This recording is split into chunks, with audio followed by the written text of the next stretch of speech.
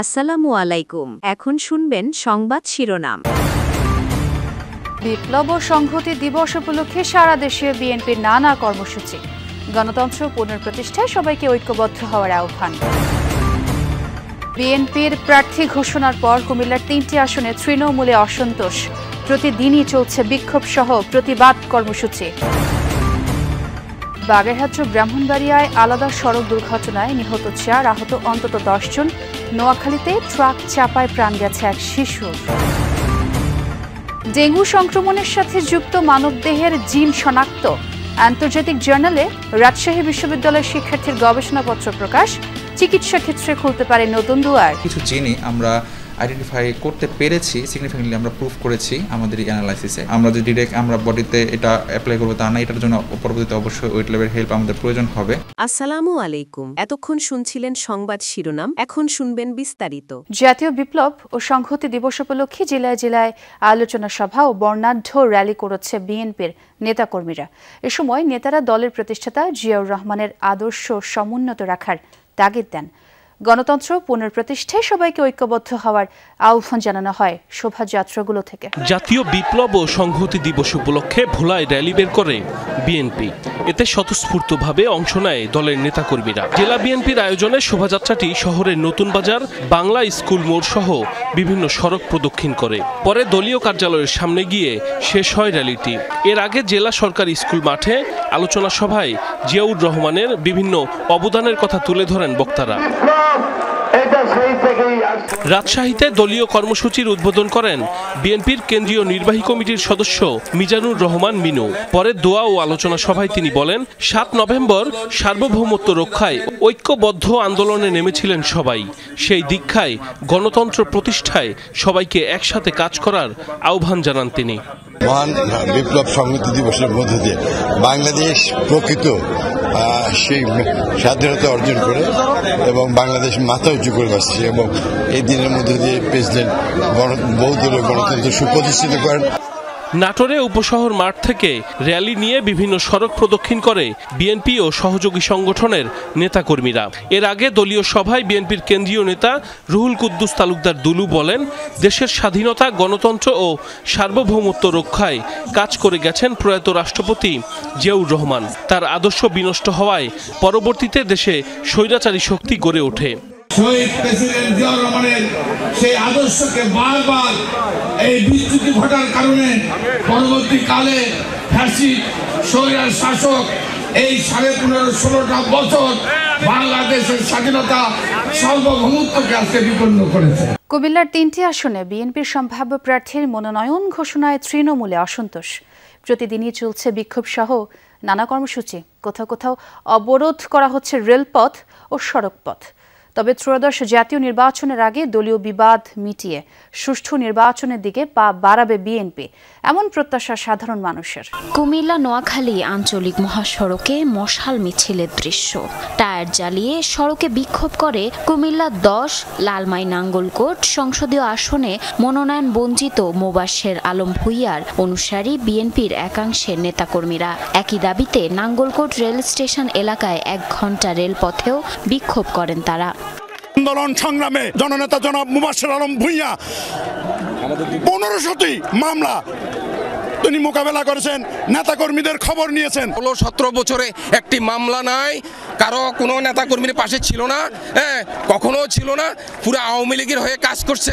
সেই অবস্থায় মনোনয়নটা তৃণমূলের রক্তক্ষরণ হয়েছে। আজকে 17 বছরের আন্দোলন বিএনপি নেতাকর্মীদের নির্যাতনের শিকারের হয়ে বিএনপির নেতার মোবাশ্বের আলম ভূঁইয়ার এই নির্বাচনে অংশগ্রহণ করার একমাত্র দাবিদার। সম্প্রতি কুমিল্লার 11টি সংসদীয় আসনের মধ্যে 9টিতে বিএনপির সম্ভাব্য প্রার্থীর নাম ঘোষণা করা হয়। এরপর থেকে 3টি আসনের মনোনয়ন বঞ্চিত প্রার্থীদের সমর্থকদের মধ্যে দেখা দেয় উত্তেজনা। এ নিয়ে প্রতিদিনই আন্দোলন করে যাচ্ছেন তারা। উনি 2008 সালে নৌকা মার্কা প্রকাশ্যে ভোট দিয়েছেন এবং দলের বিরুদ্ধে গিয়ে উনি আনারস মার্কা নির্বাচন করে 600 ভোট পেয়েছিলেন। এই অবৈধ গফুর ভূঁইয়াকে আমরা প্রতিহত করতে চাই। কোন বিএনপির লোক এখানে চাঁদাবাজি করে নাই। একটি মহল আছেন যারা আসে আমলিক সময়, সে আমলিক, সে বিএনপি সময় সেই বিএনপি নতুন সৃষ্টি হয়ে তারা এই দেশের চাঁদাবাজি করার সৃষ্টি করতেছে। আব্দুল গফুর ভূঁইয়ার ছত্রছায়ায় অনেকে এই নাঙ্গলকোটে চাঁদাবাজি করেছে, আমরা তার তীব্র নিন্দা জানাই। 3 জেলার সড়ক দুর্ঘটনায় প্রাণ হারিয়েছেন 5 জন, আহত হয়েছেন 10 জন। বাগেরহাটে মোংলা খুলনা মহাসড়কের তেতুলিয়া ব্রিজ এলাকায় সড়ক দুর্ঘটনায় 2 জন নিহত হয়েছেন, আহত হয়েছেন 7 জন। প্রত্যক্ষদর্শীরা জানায়, মোংলা থেকে খুলনা যাচ্ছিল একটি যাত্রীবাহী বাস। তেতুলিয়া ব্রিজ এলাকায় পৌঁছলে বিপরীত দিক থেকে হঠাৎই একটি মোটরসাইকেল চলে আসে। বাসের চালক হার্ড ব্রেক করলে সড়কের পাশের খাদে উল্টে পড়ে যায় বাসটি, আর ঘটনাস্থলেই প্রাণ হারান বাসের 2 যাত্রী। ব্রাহ্মণবাড়িয়ার সরাইলে ট্রাক চাপায় অটোরিকশার চালক সহ 2 জন নিহত হয়েছেন। সকালে উপজেলার বাড্ডা বাজার এলাকায় সরাইল নাসির নগরের আঞ্চলিক সড়কে এই ঘটনা ঘটে। স্থানীয়রা জানায়, সদর উপজেলার মৈন্দু গ্রামের মুসলিম মিয়া সকালে অটোরিকশা যোগে সরাইল বাজারে যাচ্ছিলেন। বাড্ডা বাজার এলাকায় পৌঁছালে বিপরীত দিক থেকে আসা একটি ট্রাক চাপা দেয় অটোরিকশাটিকে। এতে ঘটনাস্থলেই মারা যান মুসলিম মিয়া ও অটোরিকশা চালক মোহাম্মদ ইউসুফ। খবর পেয়ে মরদেহ উদ্ধার করে থানায় নেয় পুলিশ। এই ঘটনায় ট্রাকটি জব্দ করা হয়েছে, আটক করা হয়েছে চালককে। নোয়াখালী সদরে বাস চাপায় সিএনজি অটোরিকশা আরোহী এক শিশু নিহত হয়েছে, আহত হয়েছেন 3 জন। সকালে সদরের জেলা পরিষদের সামনে এই ঘটনা হয়। স্থানীয়রা জানায়, যাত্রী নিয়ে সোনাপুর থেকে সদরে যাচ্ছিল সিএনজি চালিত অটোরিকশাটি। জেলা পরিষদের সামনে পৌঁছালে সামনে দাঁড়িয়ে থাকা একটি বাস সিএনজিকে চাপা দেয়।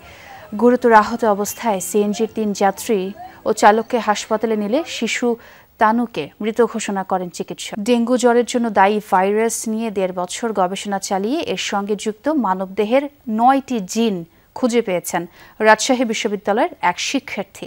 এর মধ্যে 6টি জিন সরাসরি সংক্রমণ বাড়াতে ভূমিকা রাখে। এর প্রেক্ষিতে 3টি ওষুধ নির্ধারণ করেছেন তিনি। গবেষণাটি এরই মধ্যে আন্তর্জাতিক জার্নালে প্রকাশিত হয়েছে।